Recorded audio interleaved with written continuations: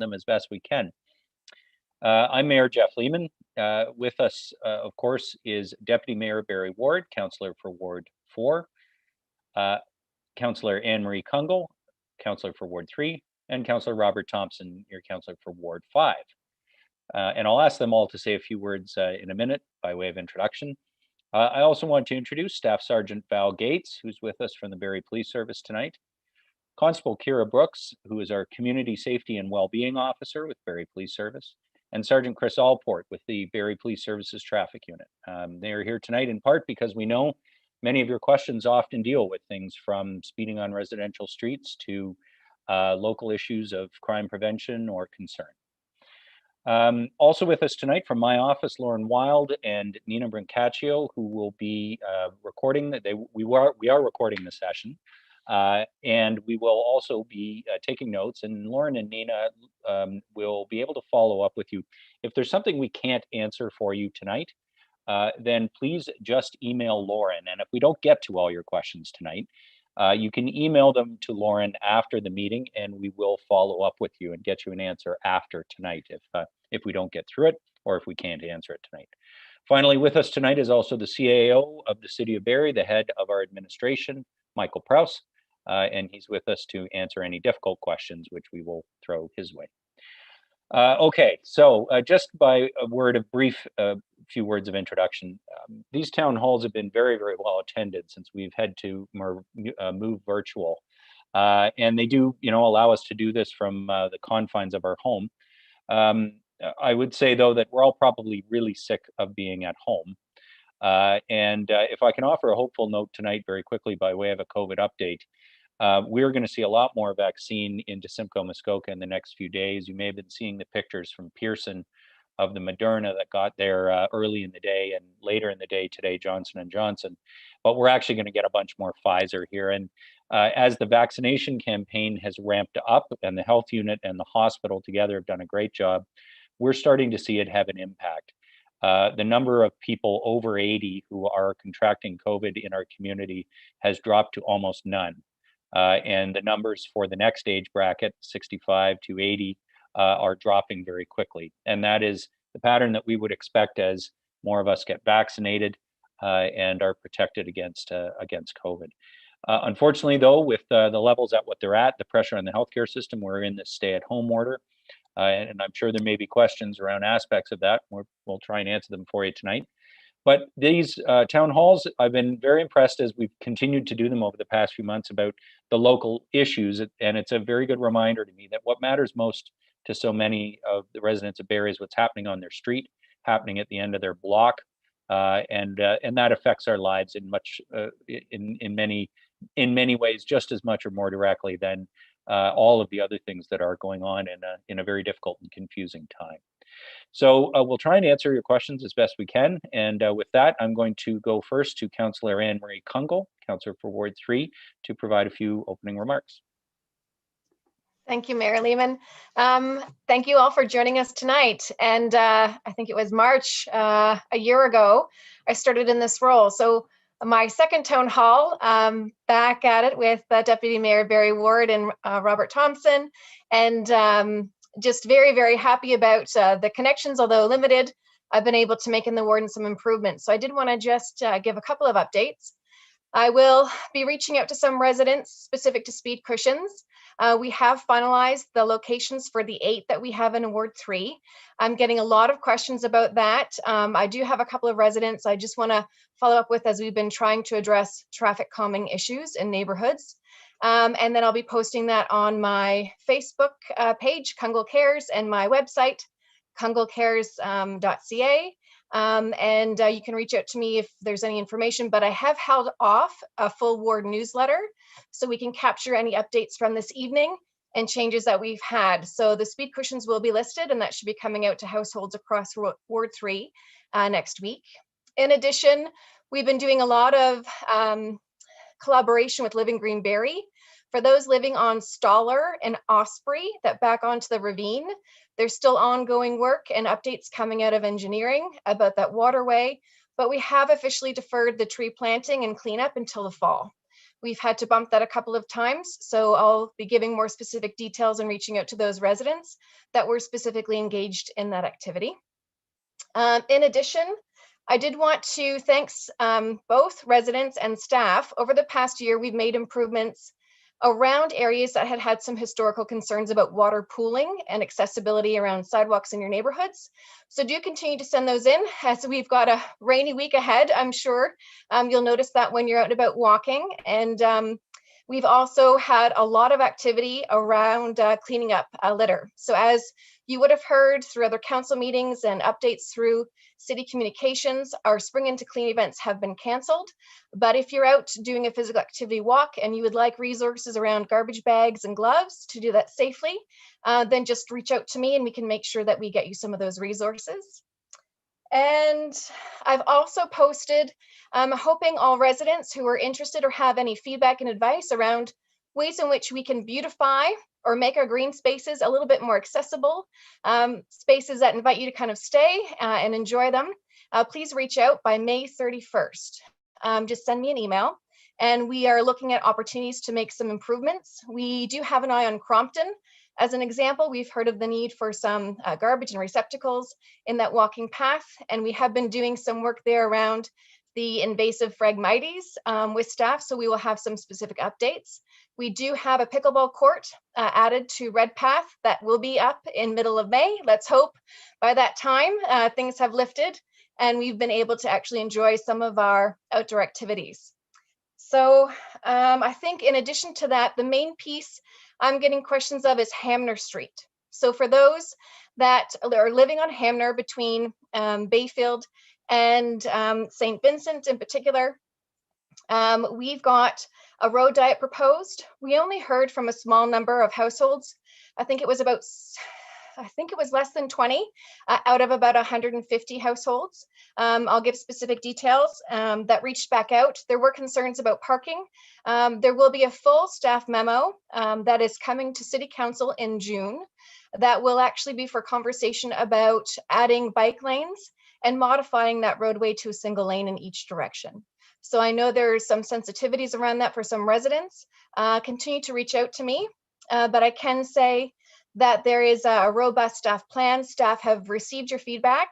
We've had discussion about it, and there will be a detailed report. If you want to have ongoing conversations, please do call me at 705-817-1021. And I think those are all my specific updates, and happy to take questions at the end.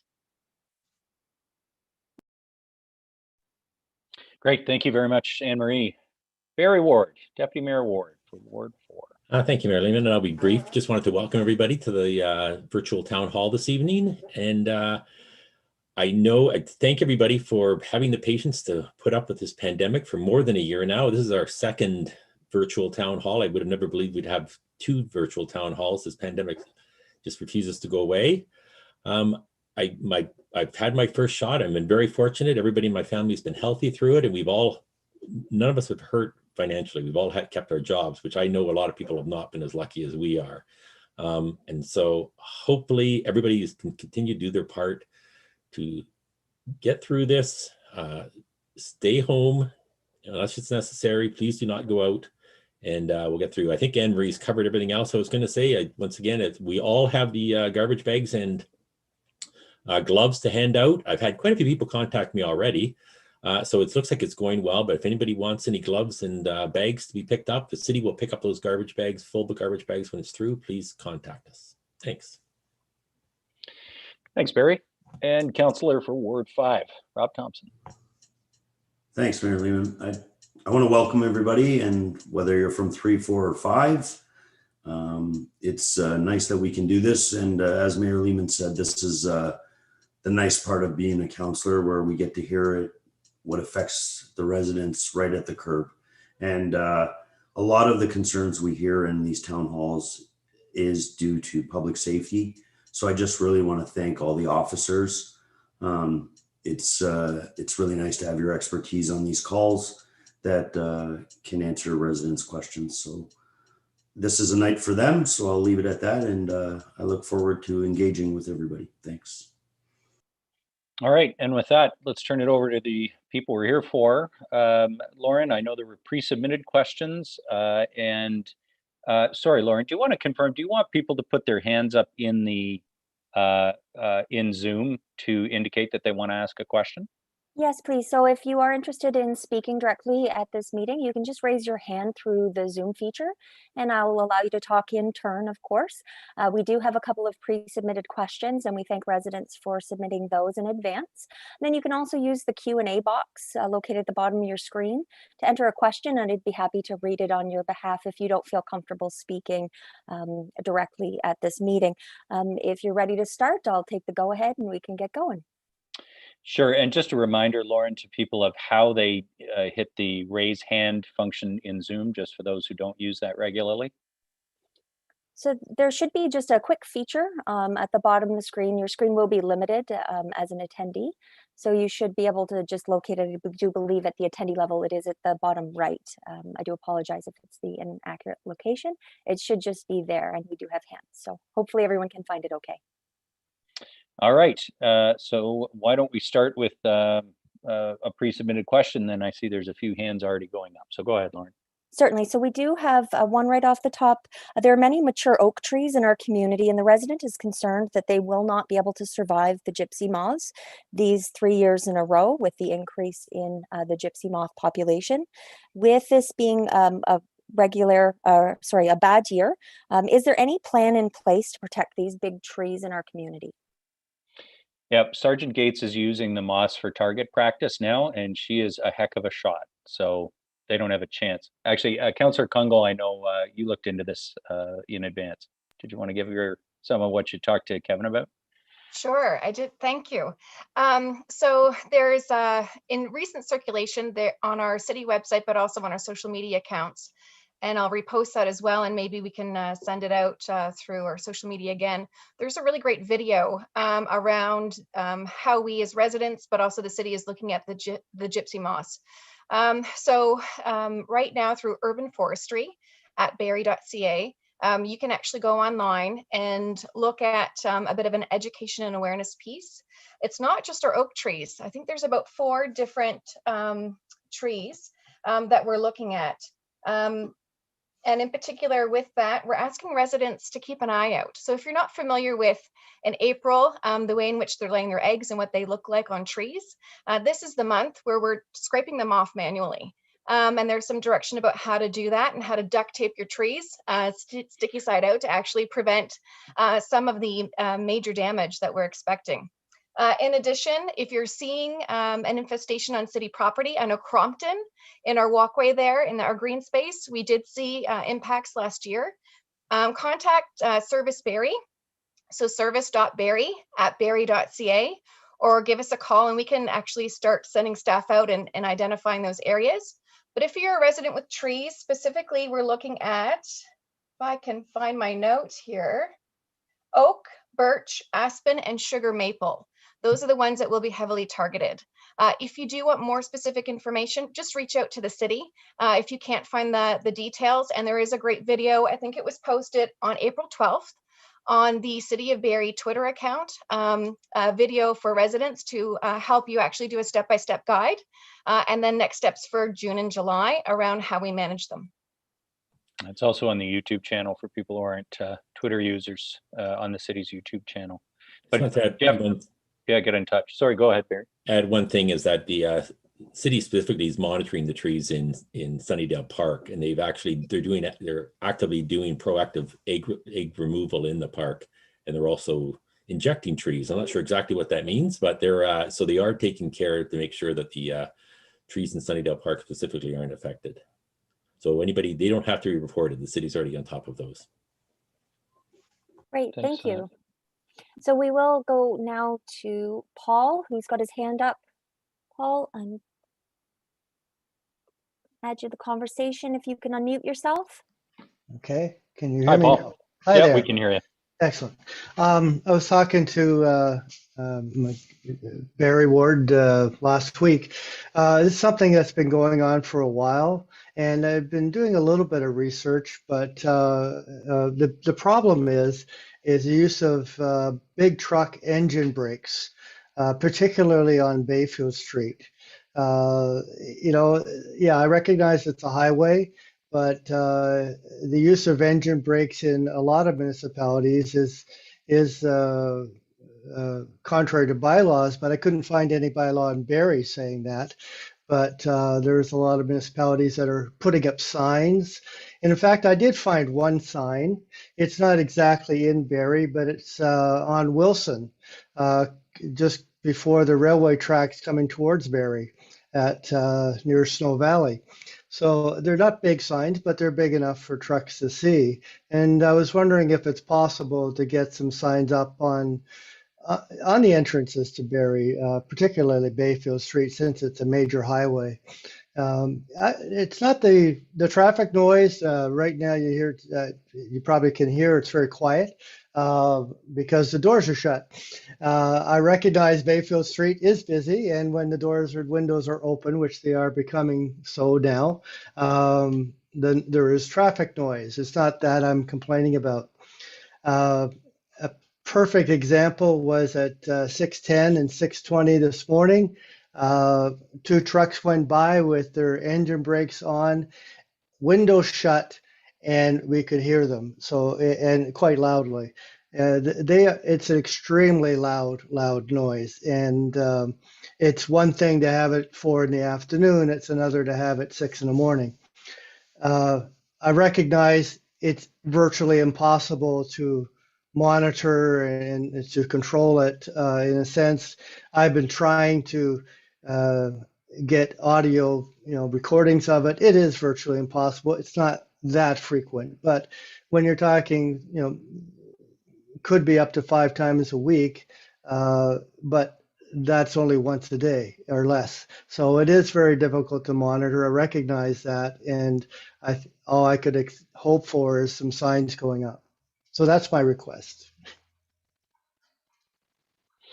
Okay, I'm actually going to call on Chris Sergeant Allport just to talk about the laws as they exist and what we can and sort of can't enforce when it comes to engine brakes. Certainly, the signs are something that I've seen as a practice across lots of communities, particularly where you do have a major trucking route like Bayfield Street that's got adjacent residential areas. So that is something that we can look at through the city. But Chris, do you want to just talk about the bylaws and laws that apply to that?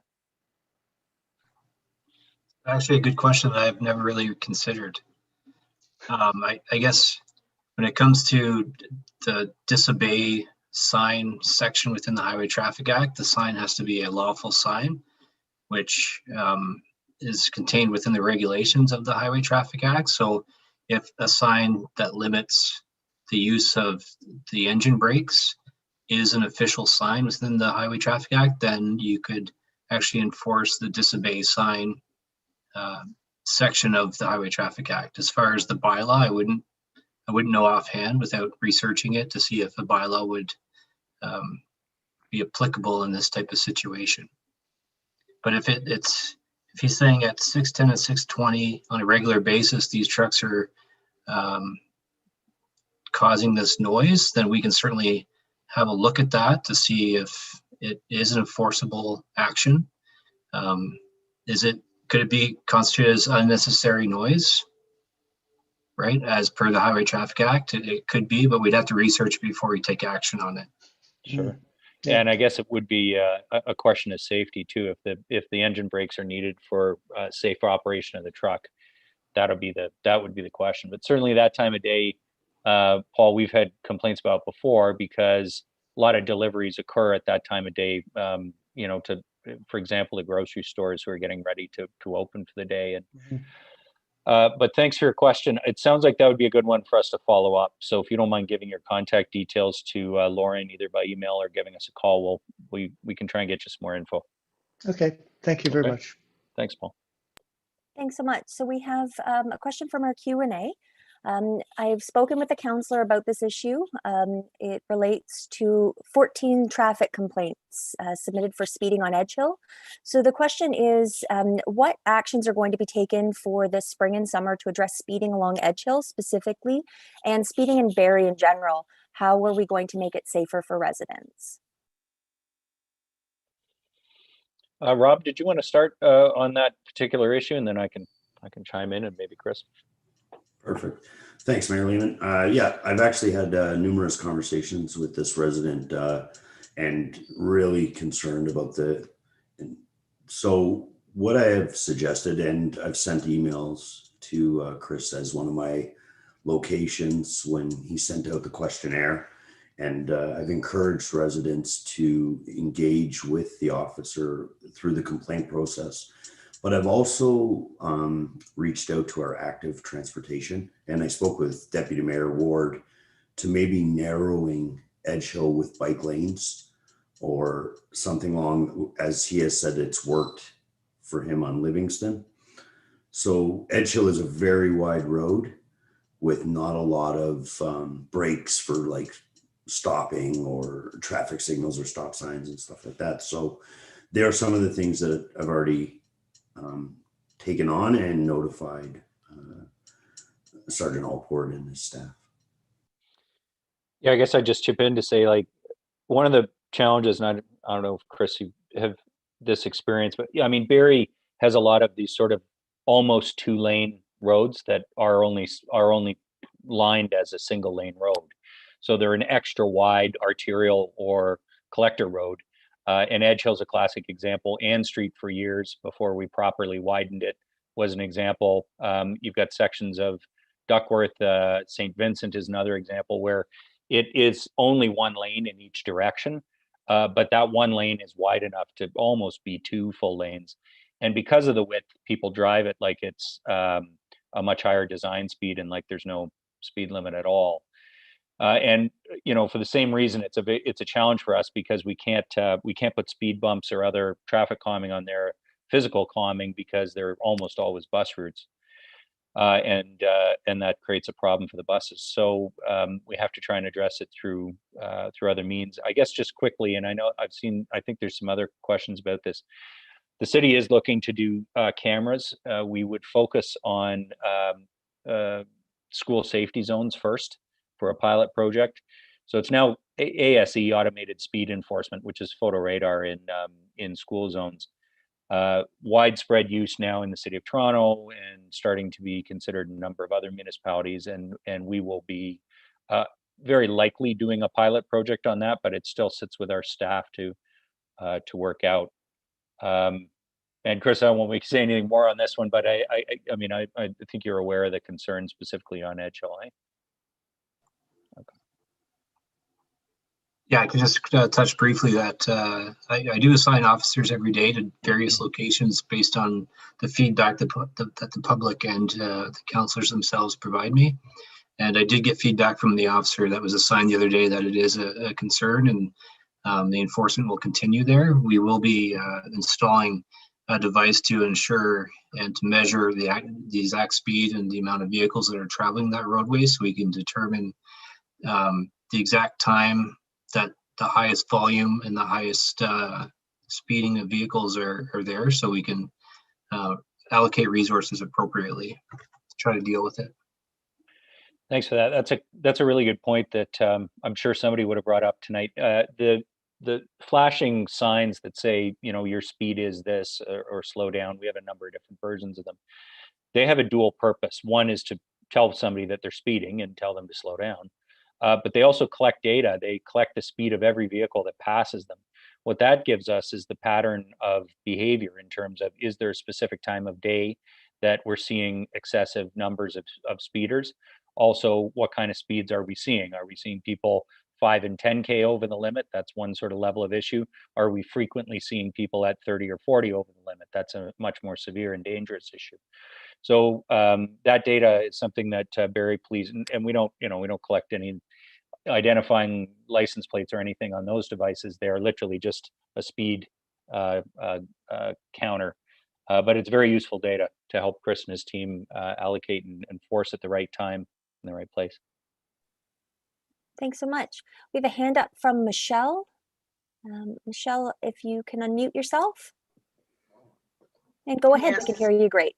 Okay, great. Thank you very much. First, I just wanted to thank the mayor and council for all of the leadership that you've been showing over the last year of the pandemic. I moved to Barrie just before the pandemic, and I've just been really impressed with how everything has been handled. So thank you all very much. And unfortunately, over the last while, I think we're seeing an increase in incidents of racism happening in our communities, in our schools, in all of our public spaces, and also in some of our online spaces. And I know that Barrie had appointed an anti-racism task force earlier last year, and I was wondering if we could get an update on that, and then maybe also an idea of a timeline for when we'll start to see an anti-racism strategy and plan emerging from the city. Thank you. Thank you very much for the question, Michelle. And Lauren, who's on the call, is, excuse me, the coordinator from my office who helps the anti-racism task force with their work. So they were appointed around Christmas time. We went out for volunteers, had a great response from the community. The co-chairs are very experienced individuals. They've run anti-racism initiatives and efforts in other communities as well as our own. And you're going to start to see and hear more from them in the coming months.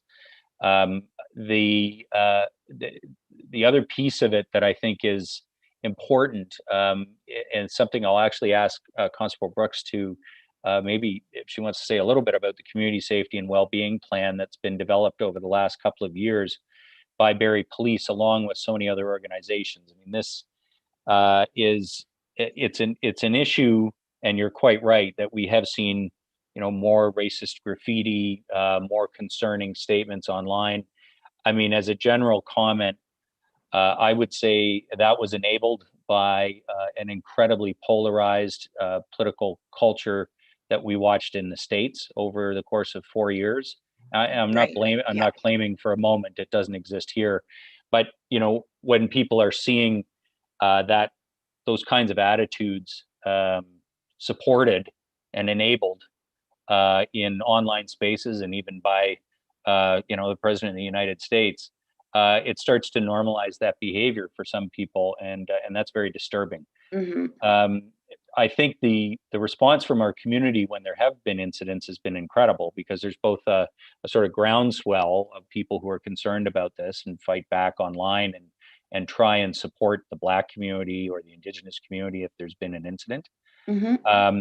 But the more broadly, the kinds of initiatives that we can be taking in terms of understanding the unique types of sort of insidious racism that's faced by the Black community, the Indigenous community.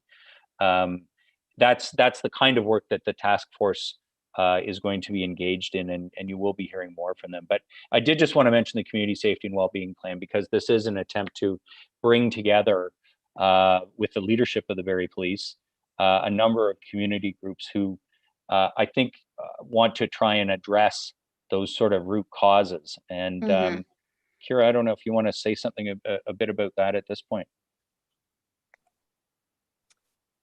Sure. Also, Staff Sergeant Gates might be able to help a little bit more, but we are working collaboratively with several of our partners, and we are getting out our community safety and well-being plan very, very shortly. We will be working on different strategies. We're also working in our schools unit, our community services unit, and we are bringing a lot of education and awareness into our schools units, or sorry, into our schools in our community by our school unit resource members, and they are actively working on initiatives on a regular basis. Great. And like you said, Mayor, we are doing a lot of anti-racism strategies with our community partners, and we're going to continue that through our task force. I'm not sure if Staff Sergeant Gates, you might have a little bit more to add on that. Sure, thanks. I'll just quickly build on what Kira was saying. Our community safety and well-being plan should be coming out by July. And there will be 15 actions that we'll be working to achieve over the next 4 years. And all of those actions are collaborative initiatives with very diverse agencies within our community. And I also think it's important to mention, you know, internally at the Barrie Police, we're working to get better, and we have actually reached out to that the anti-racism strategy and had some great conversations, and we've done some focus group work with them, and I will continue to do that with them because they are a great resource for us. Okay, great. Thank you, everyone. Thanks, Michelle. Thanks so much. So we have a question from our audience. If we can get an update on the Arboretum Sunnydale Park Master Plan. The last update was received in 2019, and a resident is looking for additional updates on that if possible. That sounds like a Barrie Ward question. Well, except that's from Kelly. And Kelly, I know you sent an email to Kevin yesterday on asking this question, and I haven't heard back from him yet, which is kind of unusual. Kevin Rankin is usually really fast about getting back to us. So I kind of thought he would get back to us before tonight's meeting. So all I can say is hopefully I'll get that update soon, because I actually don't know what's happened to the master plan. So hopefully I'll send Kevin a note tomorrow if we haven't heard from him by then. But I expect we will hear from him. Thanks so much for that. We've got Kevin who has his hand raised. Kevin, I'll allow you to talk if you can unmute yourself. We can hear you great. Go ahead. Excellent. Thank you so much for holding the session. My question is about the proposed bike lanes on Hanmer Street East. I sent in quite a few questions, both to you, Mayor Lehman, and Marie, and to the gentleman who is kind of spearheading this. And I have not received any hard answers on my questions as yet. And I was just asking simple things about, you know, how many people use bikes, use Hanmer for cycling. Has there ever been any incidences? How many, you know, accidents have there been with cyclists? And I still haven't received any information about that. And secondly, Anne Marie, at the start, you said you sent out about 150 total questionnaires to the people on the street. By quick count, there's 98 houses on Hanmer Street. And if we sent out 150, my question is, how large of a population do we actually send these questionnaires out to? Because I'm sure the surrounding neighborhood will be very interested when all the people on Hanmer start parking on their side streets. And how come they haven't been included in this? So I guess my concern is all around those types of things. So if I could get some clarification, that would be great. I'm happy to speak to that. Kevin, thank you for calling in tonight. I'll follow up with staff because I did see the questions come through by email and I was aware that they were working on that. So let me take that away and I'll call you tomorrow with an update on timeline. My apologies. Specific to Hanmer and the numbers, I did ask about that. So typically in this type of change process, there'll be a mail out to residents living on the road. And it was interesting that you note the numbers because I asked about that. And what they've done this time around is I think they're changing the engagement process. So it's also going to property owners in addition to any tenants or renters. And so it's making sure that individuals that own a property but might not live at that property also get the letter as a point of information. So my understanding from staff is that this was, I think, one of the first few times they've expanded that engagement strategy. I hope that helps answer that question. If I may, though, if based on what you just said, though, so therefore that number of 150, if you're telling me that's gone to the homeowners on Hanmer and tenants on Hanmer, and there's 98 houses on Hanmer, therefore the portion that went to the neighborhood surrounding Hanmer gets smaller. So again, the neighborhood that surrounds Hanmer Street East has not been engaged in this process. And like I say, if I have a get together and have 5 people come over with a car, my neighbor has a get together with 2 or 3, the guy across the street does the same. That's a lot of cars parking on the side streets around us. And I think those residents need to be involved in this. Okay, thank you. I'll revisit that with staff. I've just pulled up my notes from the conversation. So if I can be maybe more accurate in my reference, I can confirm through staff there were 162 mail outs. Those went to physical addresses with renters and property owners. We got back 22 comments. And of those, 20 of the 22 opposed or voiced an opposition to wanting to see the road diets. There was also a public open survey, but Kevin, that I believe was specific to comments on Hanmer and I believe Bayview, which is also going through a change process. So that will all be summarized in the staff report. I know I went through a lot of the questions in that I was copied on, and I appreciate the ongoing dialogue around parking being the most significant concern. And we did talk about other considerations on Hanmer, one being the sports dome and another being the Catholic school. So that's all coming Mhm. back. And anyone that engaged us in feedback and that staff have your either contact information, you'll get an alert in advance of that memo coming to council in June. I appreciate that. And not to hog the time here, but just one quick question. We have 3 officers on the line here tonight. Do any of you guys have any input to bike lanes on Hanmer in terms of the safety aspect of it? Because everything I'm reading about bike lanes, they should be on a street that has lower traffic volumes. And Hanmer does not have a lower traffic volume. So I'm just curious if you guys have a take on this. I'll pass that over to you, Chris. I was going to say, I think, Chris, you're on for this one. Sure, if there's designated bike lanes, it provides a safe space for bikes to travel from point A to point B instead of being amongst the moving vehicle traffic. So that's, I believe it'd be a safer option. No, I understand that, but what I'm saying is, if on your webpage, the Barrie City web pages, under the bike lane proposal in general, it says they're best suited on roads that have lower traffic volumes.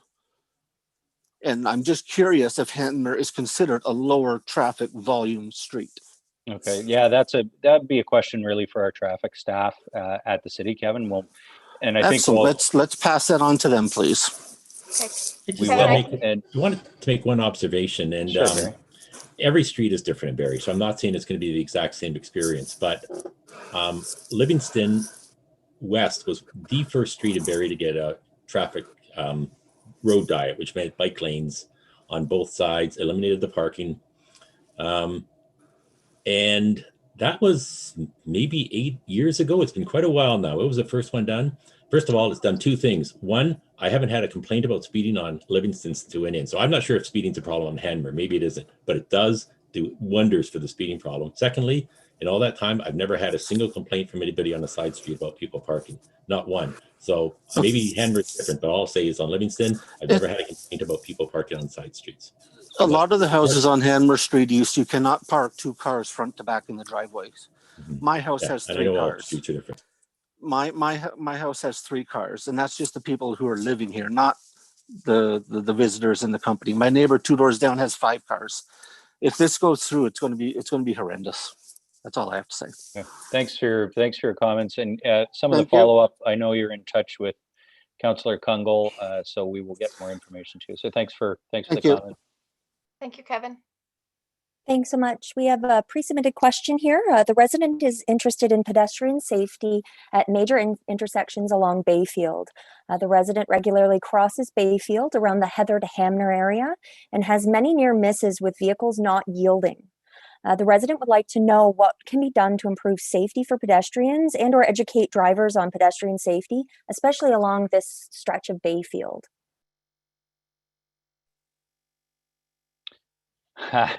So I'm actually going to ask Barrie if this one's come up, because I know Heather and Bayfield has been an issue for some years, and in no small part because of the building across the street from the grocery store and people who want to cross at that intersection, and the high volumes coming out of the Kozlov. In particular, what we try and do, of course, with those intersections is change the timing, change the signage, and try and give people, number one, more time. And really the other piece that has often been an issue at that intersection, the next one up, Livingston, is the left turn signal, and people, taking liberties with the length of the left turn signal. But Barrie, I don't know, that particular intersection crossing at Heather, I know that's come up before. It is a tough one because you got a small side street and an older population in the building there, and a huge 7-lane, arguably the busiest street in the city. Yeah, I guess, first of all, I actually cross that intersection I live nearby, and I'm often walking across there to go to the Springwater Plaza. And I've got to say, I haven't noticed a problem myself. I've noticed a problem with when I'm driving, is that it's a very hard intersection to make turns on. But I wasn't until I got this complaint within the last day that I realized there might be a problem. I've had complaints about people. A few months ago, somebody complained about people not paying attention to pedestrians when they're going out of when they're driving out of some of the establishments on Bayfield Street. And I turned that over to staff to see if they could sign it and make changes. But I've got to admit, this is the first time I've heard that complaint about those intersections. So I'll encourage police to maybe watch for it, see if there is a problem. Maybe I can ask the mayor or the police representatives, what's ever happened to the red light camera idea? Is that happening or not? I'm just not sure. Yeah, so and it's not, it doesn't sit with police. It actually sits with the city at the moment. It's gone back and forth a bit, because the biggest problem with the red light camera issue, and the reason the city hadn't pursued it, even though there was interest in the last council, was really the experience in York Region, where they had to literally build new courtrooms because of the cottage industry and challenging tickets. And the impact on the court system was so great, and the number of people who were beating the tickets, it was a real cause for concern. Now, I understand there's been some changes to technology, and that situation has improved. I would tell you, our traffic folks, the other piece of advice they gave us is, unfortunately, what red light cameras do is they do catch more people who are running a dark yellow or red light. But they can cause rear end collisions because people throw their brakes on to stop. And believe it or not, the data is a little bit mixed on the safety of them. So that being said, it's never simple. If I've learned anything in 10 years. But I would say that it is a live, it's a live file with our traffic staff, but we want to do the photo radar in school zones first.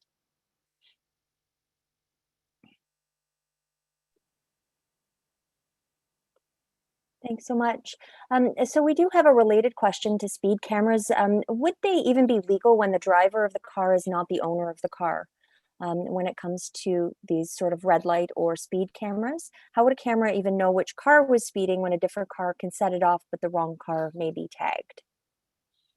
Well, the technology is such that doesn't happen. It catches the plate that's speeding, and the owner of the plate is ticketed. And basically in Ontario, you should know who's driving your car. So if you want to pursue them for the cost of the ticket, you can do that, but the owner is ticketed.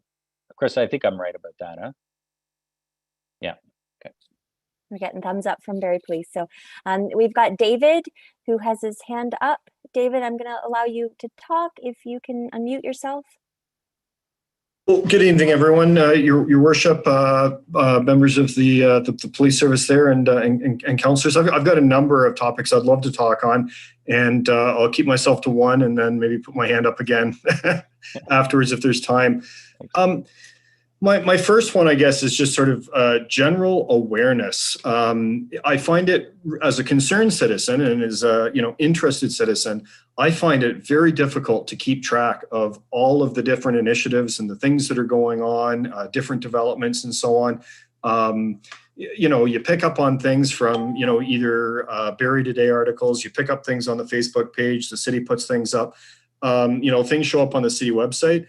But it just, and even things that don't necessarily fall within your area, like with the 400 widening and the bridge replacement projects at Ann and Sunnydale and Dunlop, is there any way to sort of get a little bit more of a cohesive, go-to spot or sign up for like push notifications on things that would affect you kind of thing? Because it takes some effort to kind of figure out what's going on all the time in the city for citizens that care. So are you ever speaking my language? Barry's laughing because he knows that. To me, the city's website 1.0 was just static information. You went to the page and you accessed it. 2.0 was interactive in the sense that you can now sign up for almost any city program. You can interact with almost all our services, pay tickets, taxes, whatever. And we're trying to create more and more online services. 3.0 would be where we're actually proactive. And yes, you can ring fence people's location and say, we're gonna say everybody within a kilometer of this capital project that's starting in May, you're gonna get pushed a notification that says this project is starting in May. Everybody within 500 meters of this new proposed building, you're going to get pushed information on the Planning Act public meeting or the neighborhood meeting to do with those developments. We're not there yet. I'd love it to get there. I mean, people have to consent to receiving those notifications, but that's a one-time thing, and some people will buy and some will choose not to. The one thing I would say, I guess, is there's two pieces I would point you to if you weren't already aware. One is the road ahead, which is the section of the city's website that details all the road projects in the city. It's GIS based, so you can go on the map and look at whatever area of the city and get details on every project and where it stands. We try and keep it as up to date as possible. The one that is kept really up to date all the time is the development applications. So each ward of the city has its own page, and all of the development applications and their current status, and they're usually within a few days of being up to date, are listed. And again, you still got to go find it. It's a fair point, David. You got to go find it, but we're trying to make it as easy to find as possible, and put all the information up online. So it used to be there'd be like a notice that this development was happening, and you had to come to the public meeting at City Hall or whatever to learn more. Now all the studies are online. The traffic study, the shadow study, everything for every proposal. So we're trying to get there. But it's a fair point. And I know these three councillors do incredible work trying to notify residents when there's something that pops in their ward that they know is going to be of interest to people. But we keep our spending down, so you might get one newsletter a year kind of thing out of our expense account. So we do rely on the corporate channels, the city, to try and get better about pushing information to people. I don't know if there's anything Anne-Marie or Barrie or Rob you want to add. I can add a couple of pieces. I know we're even trying to, at different committee levels, look at where we can, with the current platform that we're working with the city of Barrie, how to help add linkages and outreach and update that. So active transportation is one where we're currently looking at that and tying it to GIS and other mapping.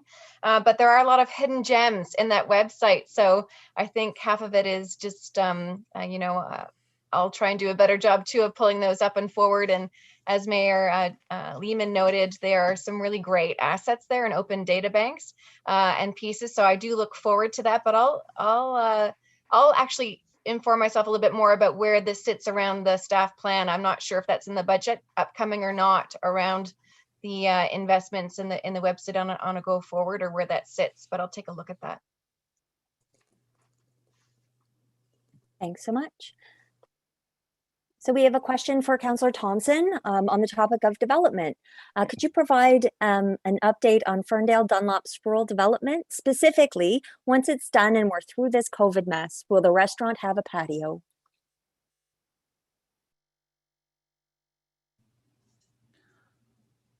That's the location at Sproul and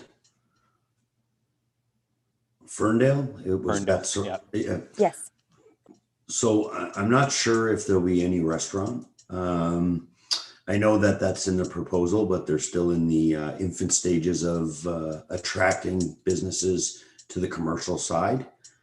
And it's just zone approved. They're still in site plan and some technical stuff.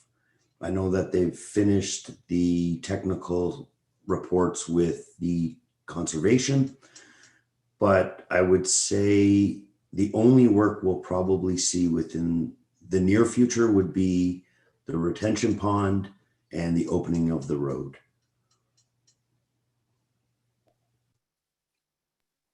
Thank you so much for that update. We have Dave with his hand up. Dave, I'm going to allow you to talk if you can unmute yourself.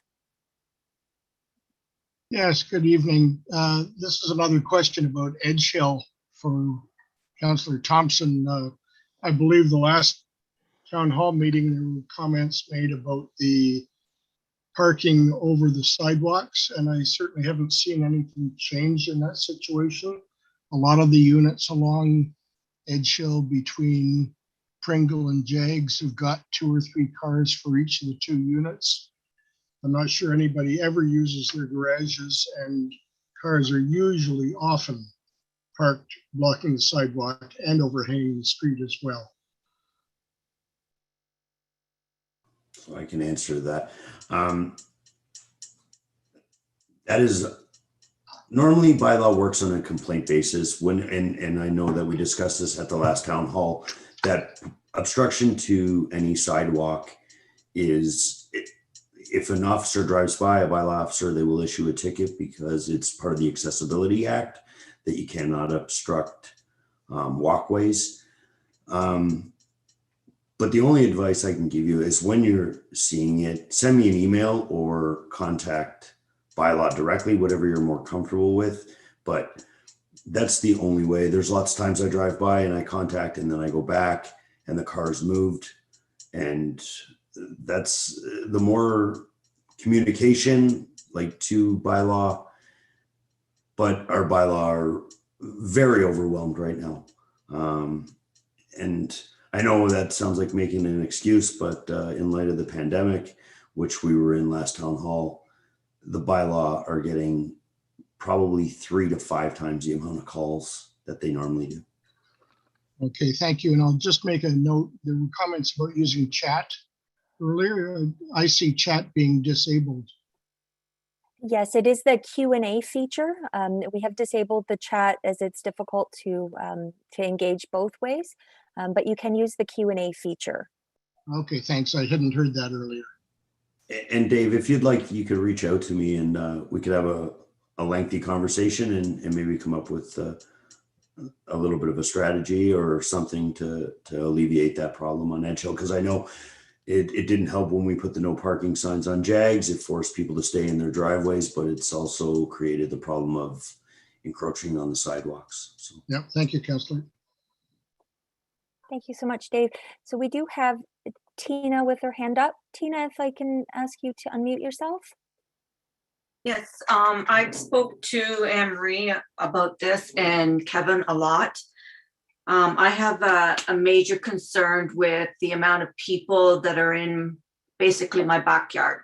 I know it's not my backyard per se, it's owned by the city, it's environmentally protected land. People are using it way too much. It's not a park, it's not a hiking spot, or it's not a bike spot. And I've asked this question numerous times, but they just keep saying that it can't be done, but I think it can be done. We need to put a fence so people aren't using it.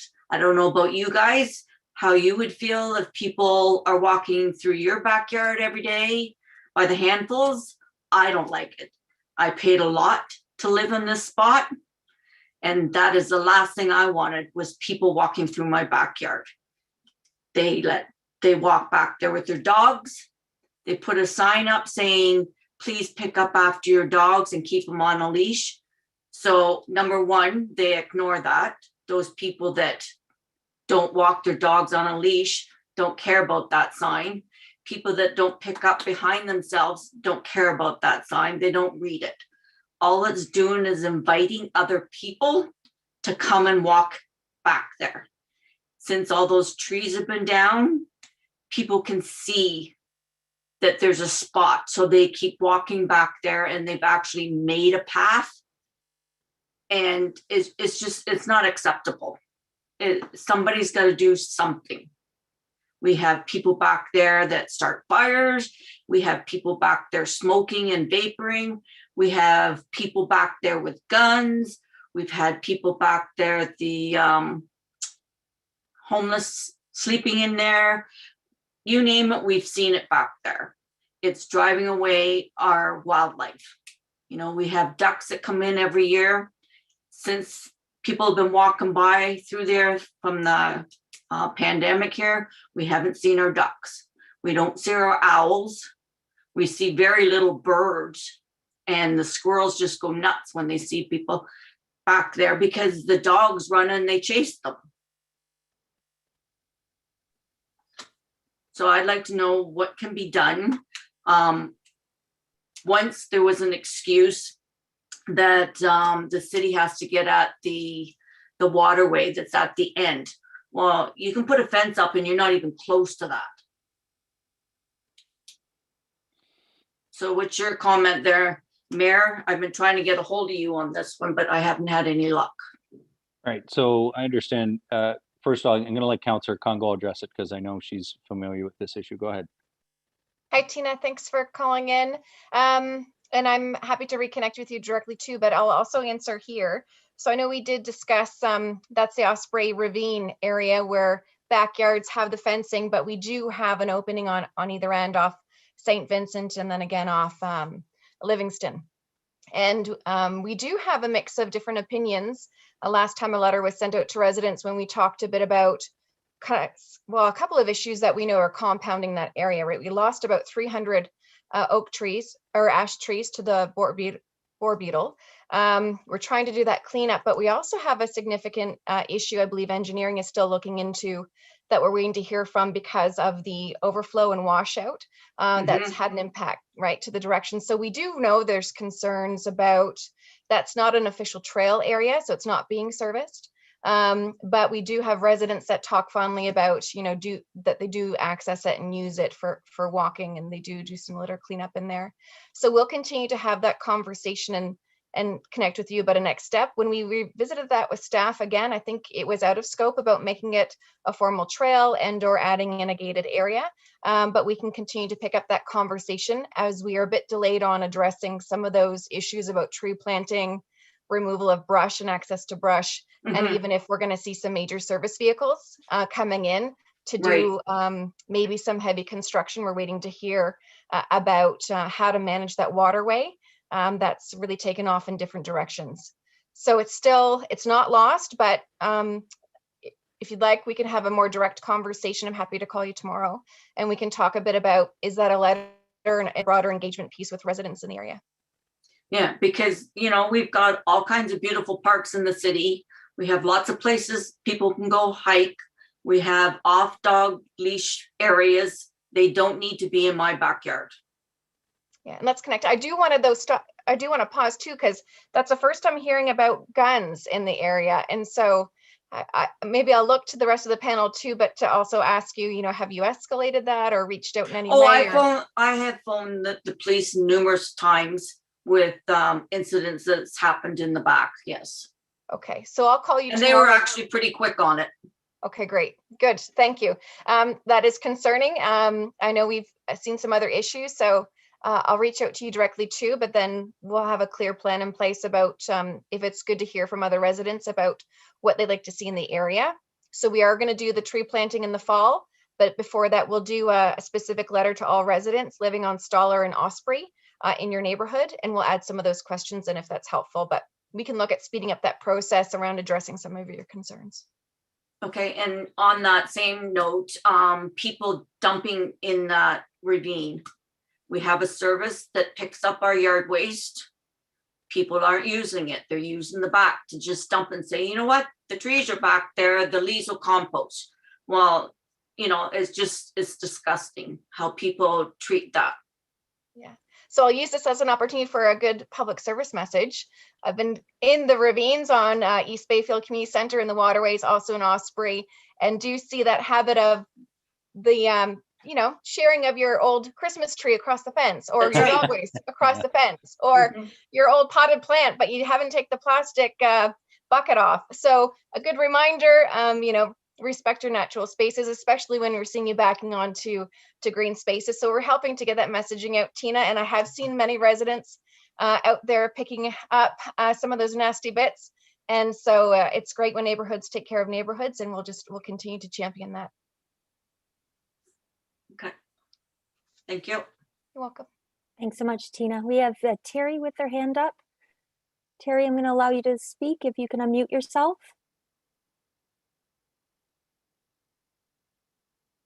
Hi, Councillor Thompson is my representative, but I think this may be a question for the mayor and the deputy mayor.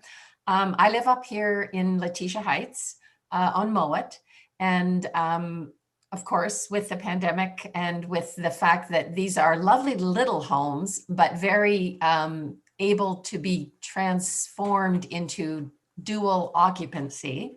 And I have no issue with that. Because I mean, any of the renters that I've seen in my local area have been lovely people.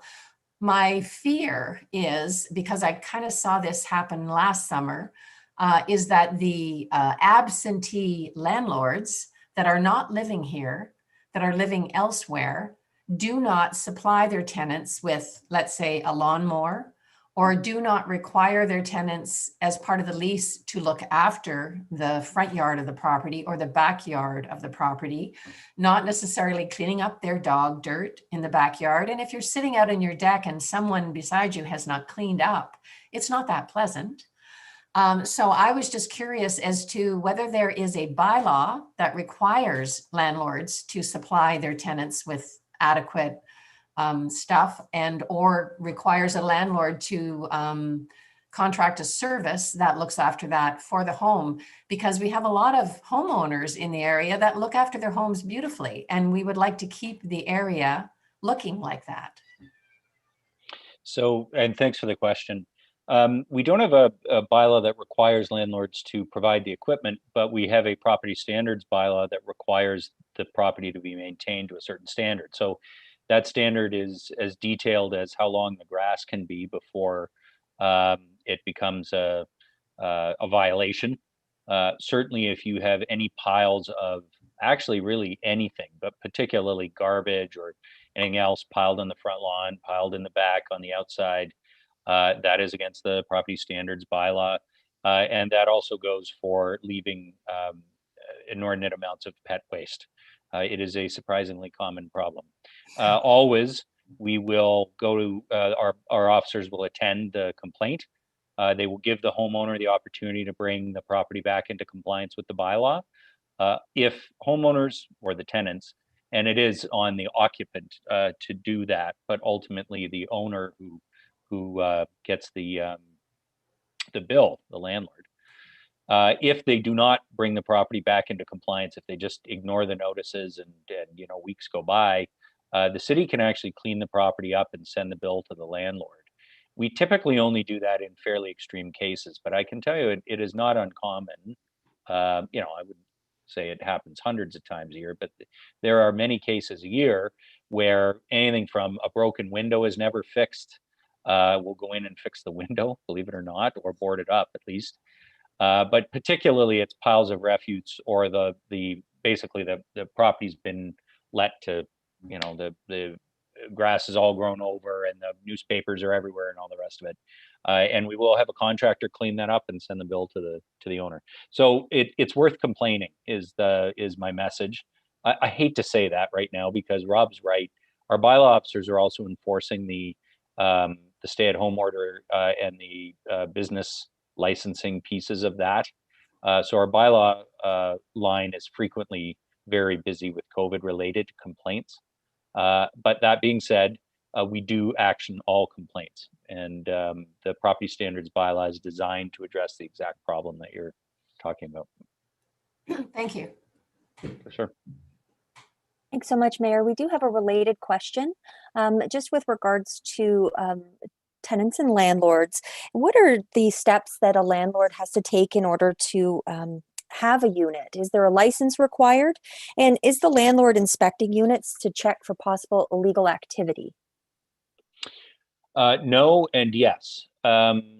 So if you're aware of any illegal activity, call the Barrie Police. If it is not an urgent situation, call 725-7025 and report it on the non-emergency line. You can also report online now. We have ways to file complaints online, as in criminal complaints. And of course, if you see anything happening, call it in. In terms of the process to put in a second suite, yeah, it's fairly detailed. There's no license requirement, but there are a number of inspections that you have to go through. And that is very important for fire safety. A lot of illegal apartments, particularly basement apartments, are actually dangerous from a fire point of view. And so you have to get your second suite drawings and then the actual work inspected for fire safety. And then there's a building inspection, and that's similarly to make sure the building code's been followed. It's not super expensive, but it's not so cheap that you don't, you know, make a commitment to it if you're doing it. What I'm trying to tell you here is we do charge fees for these things. And so the people who do it generally do it right. The biggest issue we've got is making sure that people comply. and bother to get the inspections and the permits and the rest of it, and don't just try and sneak in a basement apartment. I never really like telling people to snitch, but because these can be a safety concern, it's better if we know about them. A good owner will bring an illegal apartment into compliance, and we're pretty supportive to a landlord who's doing that, especially one who may have had the apartment before the current rules. But I would call, if you do see something that concerns you, and obviously this person, whoever's asked this question, thanks for it. You've obviously seen some tenant activity that concerns you, and some issues that concern you with the unit.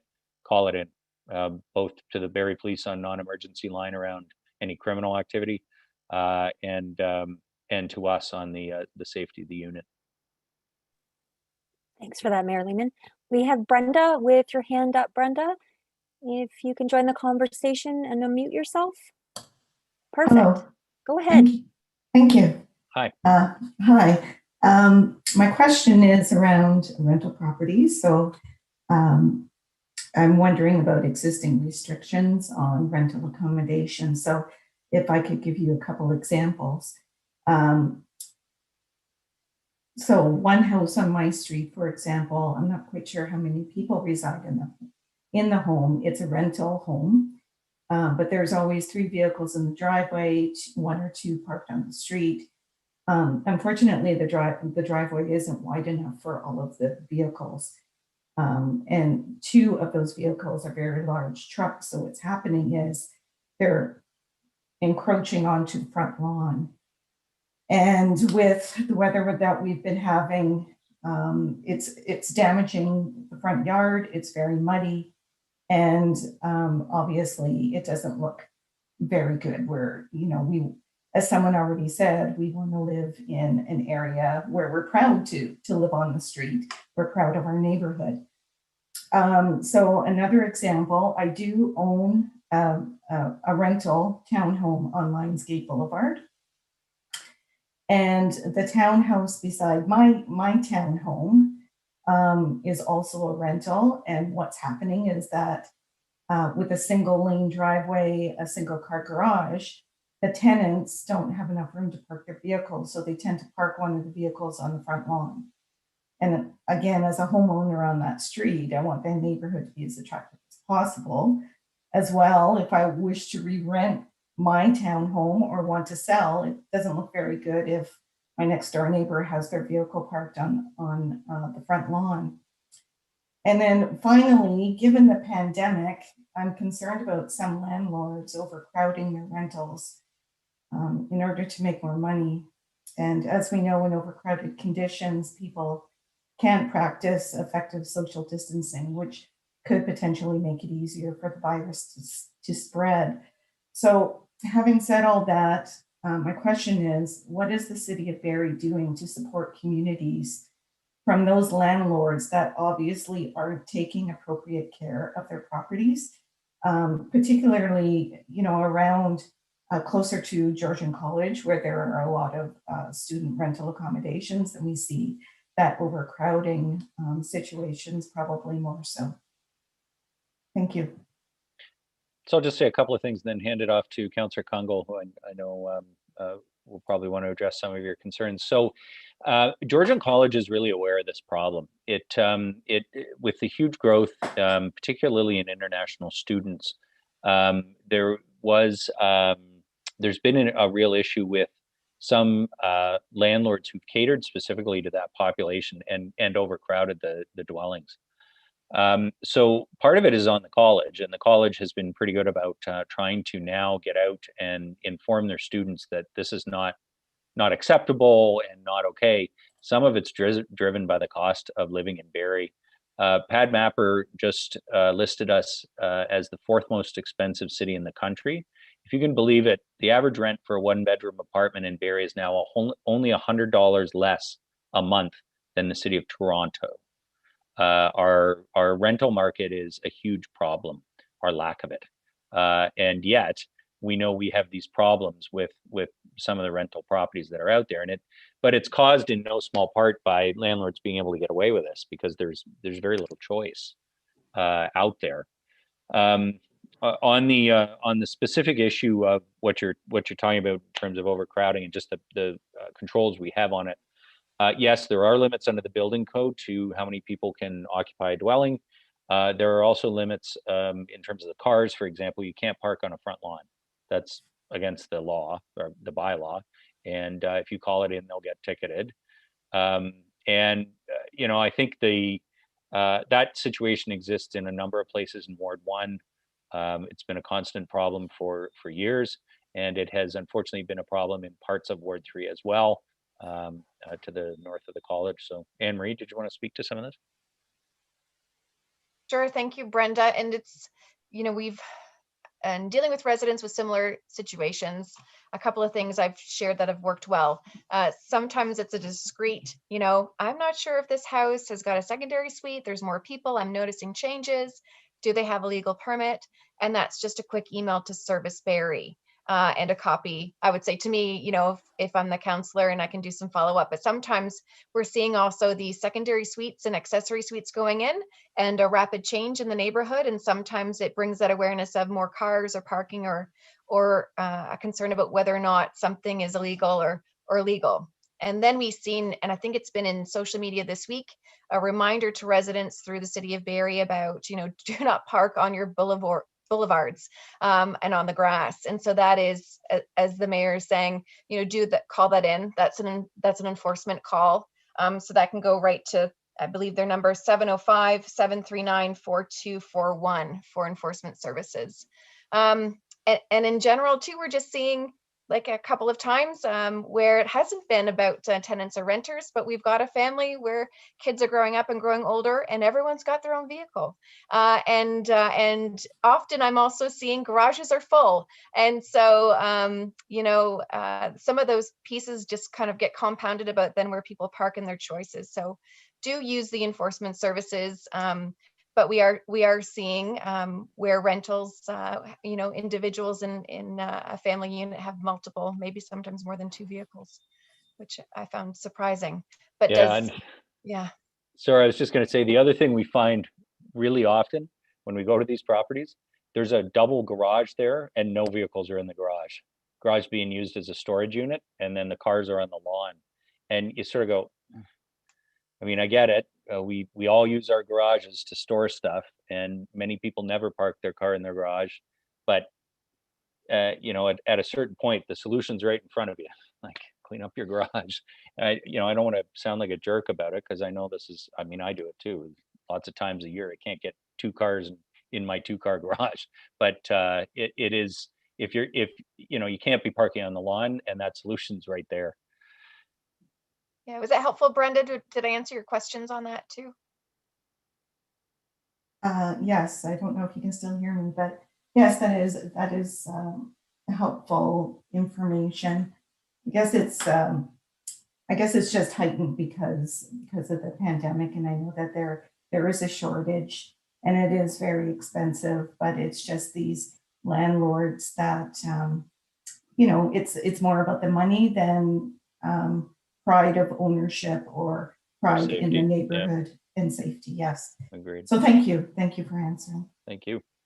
Thanks so much. We have a question with regards to the vaccine. What is in place for residents of Barrie who are essential workers in Peel or other hotspot areas for them to get the vaccine, as they are not in the older age groups?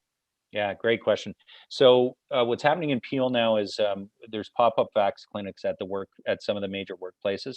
So if the essential worker is working in you know, a fulfillment warehouse, a Canada Post, Maple Leaf Foods, there's a number of others that have done are setting up pop-ups, and Peel Public Health is doing really good work now with the dramatically increased supply of vaccine that they're getting, which started today. They're starting to just pop up clinics everywhere they can. So quick answer is ask at your workplace. Here locally, we're going to get a bunch more, which is actually Pfizer, in the next couple of days. So watch for the age limits to drop again soon. And if you can't get it at your workplace, hopefully you will be able to get it here. I recognize if you're a much younger worker and you live here and your workplace doesn't do it in Peel, you may be out of luck, and that's not a great answer. So my biggest suggestion is push your workplace if it is a workplace that you're concerned about being in from a COVID point of view. Thanks so much, Mayor. We have Paul with a hand up. Paul, I'll allow you to speak. If you can unmute yourself, go ahead. Hi, Art. How's everybody doing? Good. Hi, Paul. How are you? Good. I have two questions, one about green space and one for the police. Good. I've lived in Letitia Heights. I was born on Frost Trail, so I recently bought a house on Scott Crescent, surprisingly.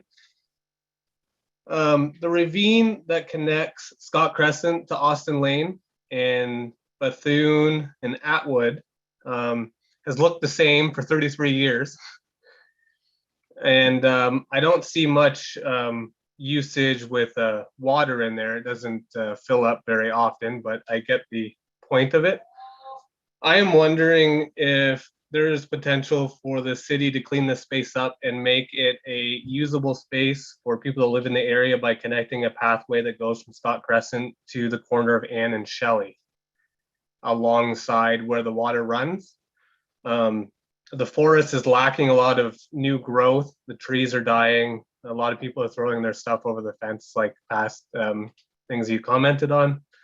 But it's really looking bad and kind of dead. So I was wondering if there's a potential for the city to kind of update that and make it usable for everybody who walks through the neighborhood and can't go to other locations in the city. Rob? Thanks, Marilyn. Hi, Paul. Actually, there was some concern about that in the garbage and stuff because of the bus stop, that lots of coffee cups and everything, but that's a good suggestion. I'll bring it up to staff, and maybe the arborist could go out and maybe clean some of the dead trees that are there and see if we can't clean it up. You had a couple other questions, not to jump over, but there's a traffic study being done at Ann. Just due to the COVID with the numbers, it's been delayed. And why there's so many accidents, I think it's because people are crossing over four lanes of live traffic. So I hope that answers, but I will definitely involve staff and go out and take some pictures and stuff and see if we can't come up with a solution for that ravine. Yeah, that'd be good because there's a lot of the pathway between Bethane and Atwood. The concrete at the bottom is broken. There's some fallen trees there. So it's actually a pretty big risk for people to be using it because I know a lot of the kids ride their bikes down and cross back and forth. So, but I think it would be an extra green space for the city. I think it would make things nice to have an extra space to go walking. And my other question was for the police officers. I recently found online that there's a program where you can sign up if you have cameras on your home. I was wondering how long that's been running for, how we could maybe promote it better, because I didn't know about it till I just happened to see a link online, and if it's been successful or not. Val or Karen? Sure, yeah, I can take that one. Thanks, Paul. That really is a pretty new program. I would say it's probably only been in place for a couple of months. We have been advertising that sort of through the regular social media platforms and on our website. But if you had a hard time finding it, that's why we like coming to these town halls as well. So we'll make sure that we reach out to our media unit and see if we can blast that out again. Really hasn't been in place long enough for us to be able to measure the effectiveness of it yet. But it is going to be, we do really feel it's going to be. I am seeing some of the reports that are coming in on our Cop Logic program where people are sending in video from their cameras, and then we then can look and see if there's other videos around in that neighborhood that we could canvass for some evidence. So I do anticipate that we're going to see some really positive results from that. But yes, thank you for letting us know. We'll see what we can do to get that information back out there to the public. Yeah, we appreciate that one, Paul. I mean, the program I know can help with, especially break and enter vehicle, which is probably the most common property crime in the city. You know, I think we have some folks in the media who are really helpful with us when we want to partner with them and push out a program that can help everyone. So maybe we can talk to them too. So appreciate that, Paul. Thanks so much. So we have Rob with their hand up. Rob, if you'd like to unmute yourself. Thanks and good evening, everyone. Two things. Speeding on Ferndale by the dump is that you could be doing 70 up that hill and somebody goes by you at 90. Is it possible to get those speed flashy signs on there? Excuse me. And also, what is the bylaw or provincial laws with ATVs and motorcycles or motorbikes in the Sandy Hollow area? So I'm in the Benson Wismer area and there's lots of dirt bikes and motorbikes up here. So thanks. Barrie, I guess. You want to talk about that one? Yeah, I was hoping somebody would bring that up. First of all, the one on Ferndale, I agree. I mean, I had another complaint about that yesterday, and it is a problem. And it's not so much a problem if people are speeding by the dump because they're the landfill site, because that's really not putting too many people in danger. But the problem is they're speeding there and they're going to continue speeding if they're heading north onto the residential area or south onto the residential area. Exactly, yeah. So I would, here's your chance. I'll encourage the police to perhaps target that area in the near future. I think all of them are familiar with the issue of the mini bikes and ATVs, etc., on the trails behind Benson Avenue. I've talked to them. We've had community meetings on it.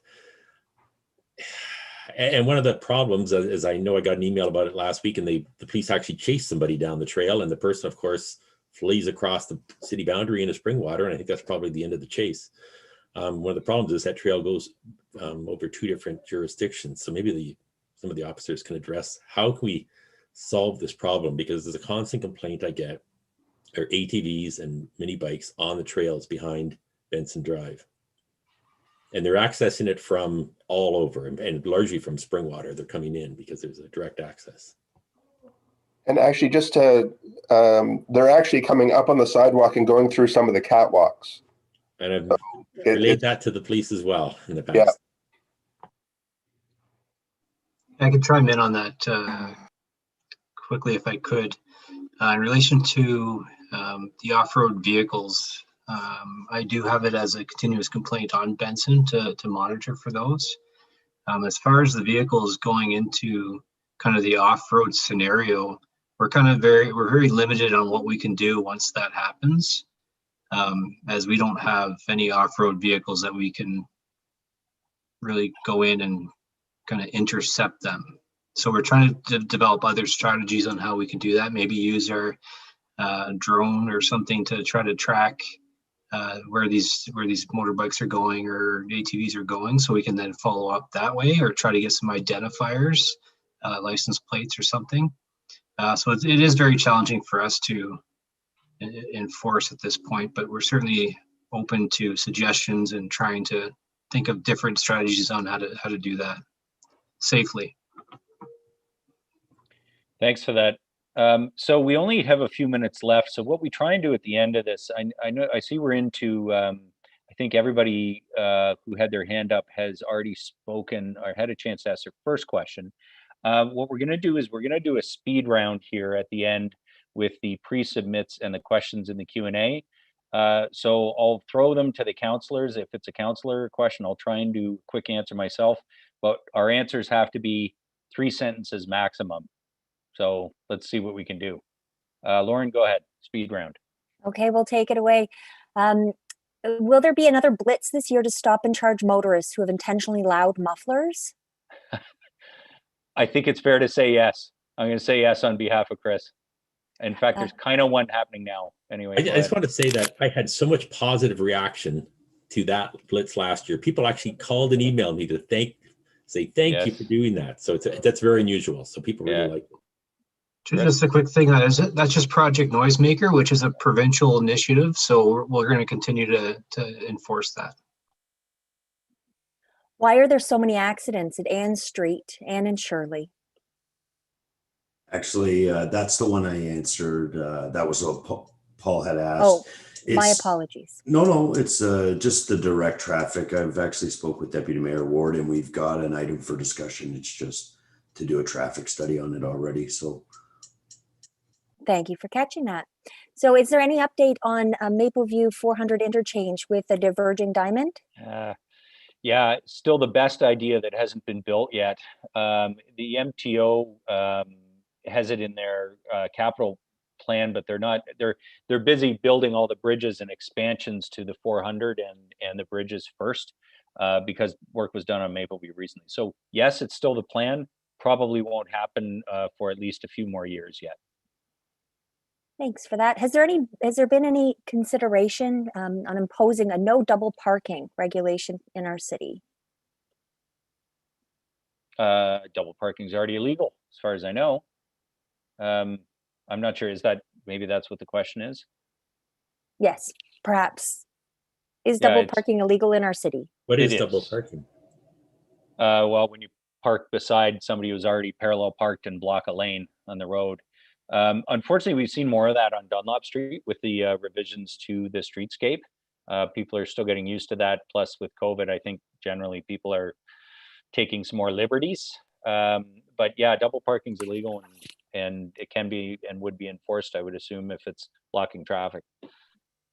Thanks for that. What can be done about people setting off fireworks in residential neighborhoods? Oh, yeah. So you know what? I want to be really blunt with you. Probably nothing. And I will tell you that, first of all, they are legal under if they are being done safely. I know that they are troublesome, especially if you've got somebody in your neighborhood who does it like every second or third night, and they can scare dogs. Those are the two complaints we do get a lot of. I will say there's a lot of people just doing this for their neighborhood to try and cheer people up right now. And it's one thing that, somebody will go out in the local churchyard and set it off and everybody watches from their backyard. And I kind of think that's a good thing. So when it's unsafe, absolutely give us a call. If people are ever misusing them, if they're setting them off right beside a building or aiming them at buildings or at anyone else. But the shooting it off in the schoolyard or even in the big backyards is legal in Barrie. And I know there's more of it going on right now, but it's to cheer people up. Thanks for that. Do we know when the Little Lake condo development will be moving forward, noticing an 80% sold sign on it? Is there a specific bylaw to indicate a time frame that the development must begin? And Marie, I've checked on this, no specific time frame. I've also checked our development website around updates around status, and nothing new has been posted there. So I think they're still in progress from a sales, but nothing yet has moved that is public facing or any new additional updates. I'll actually add that into my ward newsletter on the status of that development as I know it to date. We have a quick question about community policing. What types of community policing activities are undertaken? Val? So it's hard to answer that quickly, but I think probably the quickest answer I can give you is our neighborhood patrol model. Basically, officers are assigned to specific areas within the city for long periods of time so that they can get out and they can know their neighbors, so to speak, and people can expect to see the same officers for 6 months of the year. And I would also just throw out there, our community safety and well-being plan will have a lot of initiatives in it that are community policing related. Thank you for that. So mindful of the time, Mayor Lehman, I will just draw your attention. It is 8:30. And I want to thank everybody very much for great questions tonight. We covered most of them, and I think everybody at least got a chance to ask one who had their hand up. If we did not get a chance to answer your question tonight, or if you have a follow-up, please email Lauren, and she doesn't mind me giving her email out. It's lauren.wild@barrie.ca. It's that same email address that you got the link for this Zoom on. So email her your question and we will get back to you with her answers. I want to thank Staff Sergeant Gates, Sergeant Allport, and Constable Brooks for being here tonight. I want to thank Councillor Kungel, Councillor Thompson, and Deputy Mayor Ward. I want to tell you, just as a closing comment, folks, it has been an extraordinarily difficult year. People are, in some cases, at the very least, running out of patience, if not really struggling right now. Please take the opportunity to help your neighbor, help a friend, give them a call. You can do it from your couch, send them a message on your phone. Better yet, give them a phone call. this is a really good time to reach out to people, because all of us, when we stay at home, inevitably are talking to far fewer people than we talk to normally. And in some cases, only those we live with. And much as we love them, it is a strain. So reach out to somebody. That's my closing message tonight. And my other closing message is, could we all please thank Lauren, especially, who organizes these town halls, Mike Prowse for being here, and Nina for being here. But big thank you to Lauren for organizing tonight. Thank you, everybody. Stay home and stay safe. And thank you for attending tonight. Okay. Good night, everyone.